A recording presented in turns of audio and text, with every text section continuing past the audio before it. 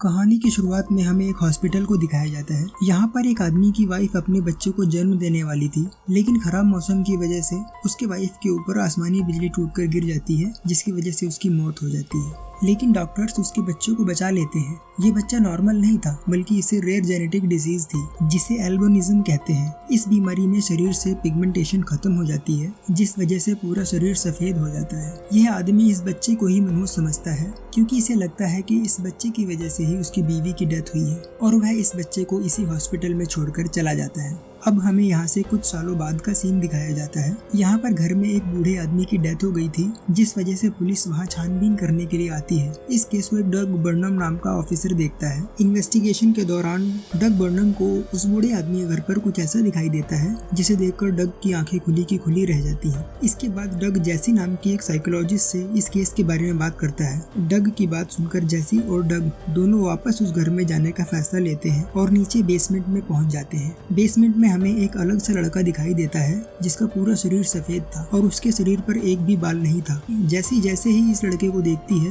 वह हैरान रह जाती है। जैसे ही उस लड़के से उसका नाम पूछती है और वह लड़का अपना नाम जेरेमी बताता है। आपको बता दे, जेरेमी वही लड़का है जिसे उसके पिता हॉस्पिटल में मनहूस समझकर छोड़ गए थे, जिसके बाद उसके दादाजी ने उसे अपनाया और दुनिया से छुपाकर उसे घर में ही रखा। यानी कि जेरेमी अभी तक इस घर से बाहर नहीं गया था और न ही उसकी पढ़ाई किसी स्कूल से हुई थी, लेकिन फिर भी जेरेमी के पास बहुत सी किताबें थी। जेरेमी भले ही शारीरिक तौर पर मजबूत नहीं था, लेकिन फिर भी मानसिक तौर पर उसका मुकाबला कोई नहीं कर सकता था। तभी तो जेरेमी को उसकी लाइब्रेरी की किताबों का एक एक पेज याद था। दादाजी की डेथ के बाद जेरेमी बिल्कुल अकेला हो गया था, जिस वजह से जैसी और डग उसे ऑर्फनेज में ले जाते हैं। जेरेमी पहली बार घर से बाहर जा रहा था, लेकिन जैसे ही जेरेमी ऑर्फनेज पहुंचता है, वहाँ के सभी बच्चे उसे घूरने लग जाते हैं। जेरेमी हर वक्त काला चश्मा पहन कर रखता है, क्योंकि उसकी आंखें बहुत ज्यादा सेंसिटिव थी। वह सूरज की रोशनी नहीं झेल पाती थी। ऑर्फनेज में एक दिन यहाँ के बच्चे जेरेमी को एक चम्मच बैलेंस करने के लिए कहते हैं। जेरेमी ऐसा करने से मना कर देता है, लेकिन फिर जॉन उसे धमकाता है। लेकिन फिर जेरेमी किसी तरह चम्मच को बैलेंस कर देता है और वहाँ रखे सारे चम्मच इस चम्मच से आकर चिपक जाते हैं। यह नज़ारा देखकर सभी की आंखें खुली की खुली रह जाती हैं। लेकिन जॉन जेरेमी की यह पावर देखकर बहुत गुस्सा हो जाता है। अगले सीन में हमें जैसी नजर आती है, जो जेरेमी के शरीर की जांच करवाती है। जांच करने के बाद डॉक्टर्स बताते हैं कि जेरेमी की बॉडी बिल्कुल नॉर्मल है। जेरेमी हर वक्त चश्मा लगाता था, इसलिए जैसी जेरेमी के लिए एक लेंस ऑर्डर कर देती है। साथ ही जेरेमी इसका एडमिशन भी एक स्कूल में करवा देती है, जिससे जेरेमी आगे की पढ़ाई पूरी कर सके। यहाँ जेरेमी एक फिजिक्स की क्लास में बैठा था। यहाँ डोनाल्ड नाम का टीचर स्टूडेंट्स को बिजली के बारे में पढ़ाता है। इसी क्लास में लिंडसे नाम की एक लड़की भी थी, जो कि जेरेमी को देख रही थी। इसी बीच डोनाल्ड एक इलेक्ट्रिसिटी मॉडल पर एक एक्सपेरिमेंट करता है और उसमें से बिजली निकलना शुरू हो जाती है। उस बिजली को देखकर जेरेमी का शरीर कांपने लग जाता है। धीरे धीरे यह बिजली इतना बढ़ जाती है कि सीधे जेरेमी के पास आ जाती है। बिजली को देखकर ऐसा लग रहा था जैसे जेरेमी का शरीर बिजली को अपनी तरफ खींच रहा हो। फिर डोनाल्ड बिजली को तुरंत बंद कर देता है और जेरेमी को उठाकर हॉस्पिटल ले जाता है। और जब डॉक्टर्स जेरेमी का चेकअप करते हैं, तो देखते हैं इतने बड़े शॉक के बाद भी जेरेमी के शरीर को कहीं चोट नहीं आई है और न ही उसे कोई जख्म हुआ है। तभी यहाँ डग भी आ जाता है और डोनाल्ड डग को बताता है कि जेरेमी ने बिजली को अपनी तरफ अट्रैक्ट कर लिया था। शायद यही वजह है कि जेरेमी की बॉडी पर एक भी बाल नहीं है। यह सुनकर डग जेरेमी से मिलने जाता है, लेकिन डग के वहाँ पहुँचने से पहले जेरेमी वहाँ से भाग जाता है और अकेला रास्ते में दिखाई देता है। तभी रास्ते में जेरेमी की मुलाकात स्कूल में पढ़ने वाली लिंडसे से होती है। जेरेमी लिंडसे से एक पता पूछता है और अकेले ही रेलवे की पटरियों पर चलते हुए वह जाने लगता है। तभी रास्ते में डग सामने आ जाता है और जेरेमी को वापस चलने के लिए कहता है। पहले तो जेरेमी मना करता है, लेकिन डग के ज्यादा जिद करने पर वह डग के साथ चलने के लिए तैयार हो जाता है। यहाँ पर जेरेमी को एक कमरे में ले जाते हैं, जहाँ पर पहले से ही बहुत सारे लोग मौजूद थे। यहाँ पर एक आदमी जेरेमी को बताता है कि तुम्हारा IQ इस दुनिया में सबसे ज्यादा है। अब इसे तुमने बुक से सीखा है या किसी और से? इस पर जेरेमी बताता है कि वह टीवी या रेडियो के पास नहीं जाता, क्योंकि वह इससे खराब हो जाते हैं। जेरेमी वापस अपने घर जाने के लिए कहता है, जिस पर वो लोग बताते हैं कि उसका घर बैंक ने सीज कर दिया है। यह सुनकर जेरेमी वहाँ से चला जाता है। इसके बाद जेरेमी का स्कूल एक एक्टिविटी प्लान करता है, जिसमें वहाँ के शरीर भी शामिल थे, लेकिन जेरेमी इससे भी खुश नहीं था। यहाँ पर जेरेमी डग को बताता है कि वह जब भी बिजली को कड़कड़ाते हुए देखता है, तो उसे लगता है कि वह बिजली उसी की तरफ आ रही है और शायद यही वजह है कि उसकी माँ की डेथ बिजली गिरने की वजह से हुई थी। अगले दिन हमें दिखाया जाता है कि यहाँ पर डंकन एक हिरन को मार देता है और इस बात को किसी को भी बताने से मना कर देता है। यहाँ पर जेरेमी भी मौजूद था और हिरन को मरा हुआ देखकर वह बहुत दुखी होता है। तभी जेरेमी अपना एक हाथ हिरन पर रखता है और दूसरे हाथ से डंकन को पकड़ लेता है, जिस वजह से डंकन को बहुत ज्यादा दर्द होता है। यह सब देखकर डग जेरेमी से कहता है कि यह सब तुमने क्यों किया, जिस पर जेरेमी बताता है कि डंकन ने जो भी किया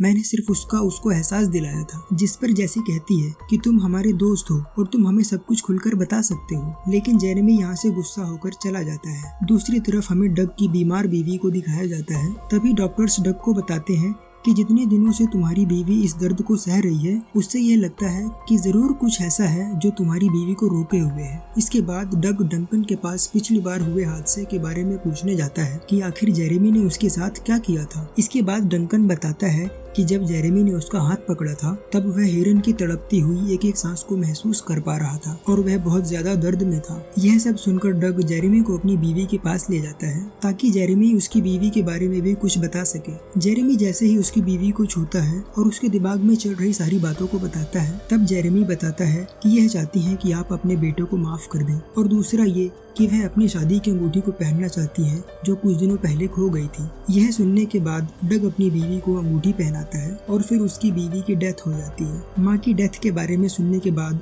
उसका बेटा उससे मिलने के लिए आता है और डग अपने बेटे को देखकर उसे गले लगा लेता है। यह सब देखकर जेरेमी इमोशनल हो जाता है और रोने लगता है। अगले सीन में हमें जेरेमी और लिंडसे एक पार्क में बैठे हुए दिखाए जाते हैं। तभी जेरेमी पार्क में मौजूद सबके मन की बात बताने लगता है। तभी जेरेमी बताता है कि यहाँ सभी लोगों का सोचना है कि वह सबसे अलग है, लेकिन ऐसा नहीं है। वह सभी लोग किसी न किसी वजह से जुड़े हुए हैं। लेकिन यह सब बातें लिंडसे के समझ में बिल्कुल नहीं आती है। तभी लिंडसे और जेरेमी हाथ मिलाते हैं और लिंडसे जेरेमी की शुरू से लेकर अभी तक की सारी कहानी को महसूस कर पाती है कि कैसे उसके पिता ने उसे अकेला छोड़ दिया था। जेरेमी के साथ अभी तक जो कुछ भी हुआ था वह सब उसे याद था और उसे महसूस करके जेरेमी बहुत दुखी हो जाता है और जेरेमी लिंडसे से अपना हाथ छुड़ा लेता है। जेरेमी लिंडसे से पूछता है, क्या मैं तुम्हें बुरा लगता हूँ? तभी लिंडसे कहती है कि मैं आज तक जितने भी लोगों से मिली हूँ तुम उन सभी लोगों में सबसे ज्यादा अच्छे हो। यह सब कहकर लिंडसे जेरेमी के बहुत करीब आ जाती है और उसे किस करने लगती है। लिंडसे को किस करते हुए उसके पिता देख लेते हैं और इन दोनों के पास आकर जेरेमी को मारना शुरू कर देते हैं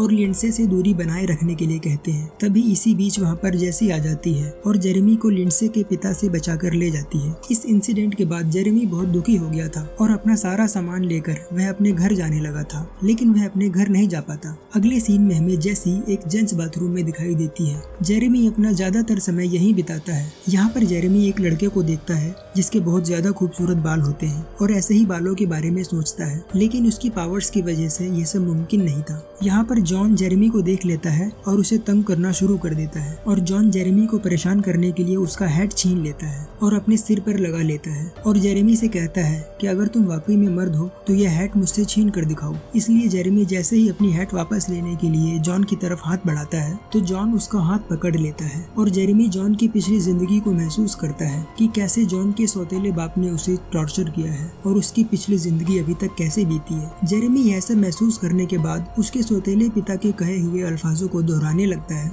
इसके बाद जॉन और उसके सभी दोस्त जेरेमी को घसीटते हुए बाहर लेकर आ जाते हैं और उसके सारे कपड़े फाड़ देते हैं। इसके बाद ये लोग उसे बहुत परेशान करते हैं और उसे गंदे पानी में भी फेंक देते हैं। जेरेमी इन लोगों के सामने पूरी तरीके से हार जाता है और गुस्से में आकर अपनी सुपर पावर्स का इस्तेमाल करता है। तभी उसके गुस्से से बिजली कड़कड़ाने लगती है और इन लोगों पर गिर जाती है। जेरेमी को तो इससे कुछ भी नहीं होता, लेकिन जॉन की सांसें थम जाती हैं। यह देखकर जेरेमी जॉन को बिजली के छोटे छोटे झटके देता है और जॉन को वापस जिंदा कर देता है। इसके बाद जेरेमी वापस अपने घर चला जाता है, लेकिन वह वहां जाकर देखता है कि उसका सारा सामान जब्त हो चुका था। जेरेमी यहाँ उदास होकर अकेले ही घर में बैठ जाता है। तभी वहाँ जेसी आती है और जेरेमी को समझाकर उसे गले लगा लेती है। तभी वहाँ जेरेमी का फिजिक्स टीचर डोनाल्ड भी आ जाता है, जो कि जेरेमी का बहुत अच्छा दोस्त बन चुका था। तभी जेसी जेरेमी को परेशान देखकर कहती है कि वह अब उसे ऐसी जगह ले जाएगी जहां उसे परेशान करने वाला कोई नहीं होगा। जैसे ही ये सब लोग उस घर से बाहर निकलते हैं, तभी वहां पर जेरेमी को गिरफ्तार करने के लिए पुलिस आ जाती है, क्योंकि पुलिस को जॉन के साथ हुई इंसिडेंट की खबर लग चुकी थी। लेकिन तभी यहाँ पर डग आ जाता है और जेरेमी को पुलिस वाले से बचा लेता है। और जैसे ही पुलिस ऑफिसर पुलिस स्टेशन में रिपोर्ट करने के लिए कॉल करते हैं, तो डग उसका वॉकी टॉकी लेकर फेंक देता है इसी बीच मौसम बहुत खराब हो जाता है और जेरेमी वहाँ से भागने लगता है। यह देखकर सभी लोग जेरेमी के पीछे भागने लगते हैं, लेकिन तभी जेरेमी बिजली की गिरफ्त में आ जाता है और वहाँ से गायब हो जाता है। लेकिन ये सभी लोग अफसोस करने से ज्यादा खुश होते हैं क्योंकि जेरेमी अब उस जगह पहुँच गया था जहाँ उसे होना चाहिए था। और ये मूवी यहीं पर खत्म हो जाती है। दोस्तों, आपको इस मूवी की एक्सप्लेनेशन कैसी लगी ये हमको कमेंट करके जरूर बताएं और वीडियो को लाइक और शेयर भी जरूर करें। आने वाली वीडियोस को देखने के लिए चैनल को सब्सक्राइब करके बेल आइकन को जरूर दबाएं। और अगर आप भी किसी मूवी की हिंदी एक्सप्लेनेशन चाहते हैं तो हमें कमेंट करके जरूर बताएं। तो चलिए मिलते हैं अपने अगले वीडियो में, तब तक अपना ख्याल रखें। Bye bye.